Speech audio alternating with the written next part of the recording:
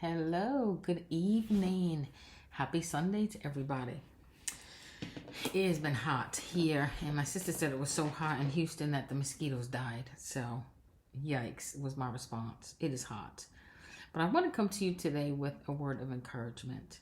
Um, I try to memorize scripture like monthly. I don't always meet that goal, but I want to share my scripture that I'm memorizing. I'm working on it. It's Philippians chapter 2, verses 14 and 15, and it says, "Do everything without grumbling or arguing, so that you may become blameless and pure, children of God without fault in a warped and crooked generation.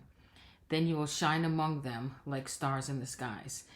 And then stars in the sky. And then I put it's just a little thing. It says, "God is at work in you." That's just a reminder that I am so unfinished, right? There's still so much work to do. But without grumbling and arguing, do you ever notice there's some people that they immediately see the negative in anything, no matter what it is, right? Even if maybe you offer them something or you make a suggestion, the first thing they do is point out what's negative about it. Or they complain, they're always complaining or always grumbling. Those people, they suck the life out of things, right? They come into a room and they just change the environment. And I was like, Lord, I just don't ever want to be that person, right? We probably can all think of someone right now. And hopefully, right, we're not the ones that people are thinking of. And the only way to not be something is to be intentional about it. So I was reading Philippians and I came across this verse. I was like, you know what, Lord, do not let me be a complainer, right? Let me be the person in the room that sees the positiveness, that is optimistic.